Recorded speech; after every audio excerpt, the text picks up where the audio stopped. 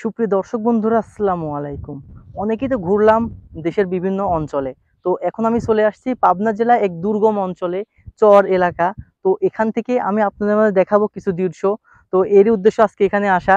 তো এখন আমার পিছনে দেখতে পাচ্ছেন একদল কৃষক যারা বাদাম সংরক্ষণ করছে মাঠ থেকে। বাদাম লাগানো, যে ছোট ছোট বাদামগুলা প্রেম ফল যাকে আমরা চিনে থাকি। তো অনেকে কিন্তু বাদামকে প্রেম ফল বলে থাকে। তো এই প্রেম ফলটি কেমন করে প্রসেসিং হয়ে আমাদের হাতে আসছে, তো এরই কিছু অংশ আজকে আপনাদের মধ্যে দেখাবো। তো চলুন ভিডিওটি সবাই দেখতে থাকুন। আর যারা এখন আমাদের চ্যানেলটি সাবস্ক্রাইব করেন নাই, প্লিজ আমাদের চ্যানেলটি সাবস্ক্রাইব করে পাশে থাকা বেল আইকনটি অবশ্যই অল করে রাখবেন। বন্ধুরা, এখন কিন্তু অনেক পরিমাণ খরা হয়েছে। এই কারণেই এখানে উপরে একটি চট তারা দিয়ে রাখছে এবং এই যে শ্যামা অংশটি হয়েছে সেখানেই বসে এ বাদামগুলা ছাড়ানো হচ্ছে। তো এখানে যে আমি যে মাঠটির মধ্যে এখন রয়েছি, এই মাঠে কিন্তু সম্পূর্ণ বাদাম লাগানো। এই মাঠটি হলো বালি মাটি, যেহেতু চর এলাকা।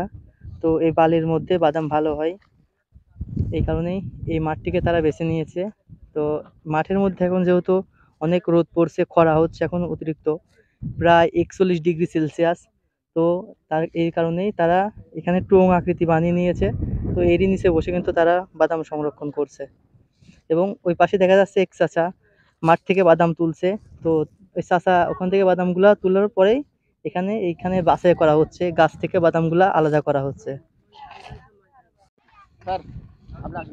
আঙ্কেল, এই বাদামের এই জমিটা কি আপনার? জি আমার।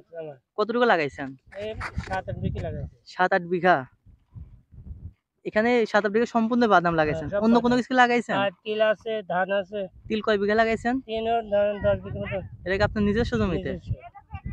এটা সব সরকারি জমি না আপনার নিজস্ব? নিজস্ব জমি, সরকারি না। সব খাজনা দেওয়া লাগে? হ্যাঁ, এখন খাজনা দেয়া লাগবে। আগে ধরেন খাস মতন পরিস্থিতি। খাস তো লাগে। কাগজপত্র সব ঠিক এখন আছে। সব কাগজপত্র আপনার নামে করছেন? কাগজপত্র সব ঠিক আছে। এই 7-8 বিঘা জমিতে বাদাম লাগাতে খরচ হয়েছে কত টাকা? এই 7 বিঘি বাদাম খরচ ধরেন 1 লাখ টাকা। 1 লক্ষ টাকা। হুম। বাদামগুলা মানে এই যে বিচুন ভিতরে বাদাম, এটা কি বুনে দেন নাকি লাগানো লাগে?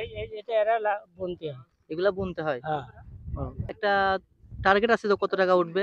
এটা আশা ছিল, সে আশা এবার বর্ষা হইল না। ও, বৃষ্টির কারণে বাদামের দানা হয় নাই? বাদাম হয়নি, দানা হয়নি। গাছ মরে তো যাচ্ছে। বন্ধুরা দেখছেন, এখানে কিন্তু বাদামের অনেকগুলা দানা মার খেয়ে গেছে। এই মার যে খাই গেছে, মেলা। ছোট ছোট যে দানাগুলা, এগুলো সব নষ্ট হয়ে গেছে। মরে না হয়তো যাচ্ছে। এই বাদামগুলাই আরো বড় হইতো। হ্যাঁ, মরে যাচ্ছে। তো চাষাদের কিন্তু বৃষ্টির কারণে এখন বাংলাদেশের প্রত্যেকটা অঞ্চলে, শুধু এলাকা না, প্রত্যেকটা অঞ্চলেই কৃষির উপরে অনেকটা প্রভাব ফেলছে এই অতিরিক্ত খরা। তো আচ্ছা চাচা, আপনার কাজ করেন, আপনি অনেক ডিস্টার্ব করলাম।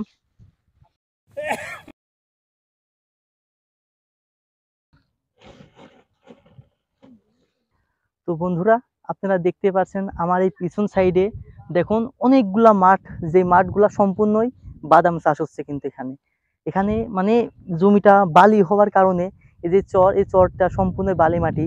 এই কারণে এই বালি মাটিতে নাকি বাদাম অতিরিক্ত ভালো হয়। তো এবার নাকি একটু বাদাম সমস্যা দেখা দিয়েছে, যেহেতু এই বর্তমান বাংলাদেশে কিন্তু অতিরিক্ত খরা পড়ছে, পানির অভাব, বৃষ্টি নাই কোনো জায়গাতেই, এবং পানি সংকট দেখা দিয়েছে আসমান এবং মাটিতে।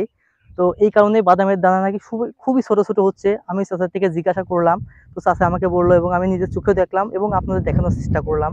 তো ভিডিওটি ভালো লাগলে অবশ্যই সবাই লাইক করবেন, আর যারা এখন আমাদের চ্যানেলটি সাবস্ক্রাইব করে নাই, প্লিজ আমাদের চ্যানেলটি সাবস্ক্রাইব করে পাশে থাকা বেল আইকনটা অবশ্যই অল করে রাখবেন।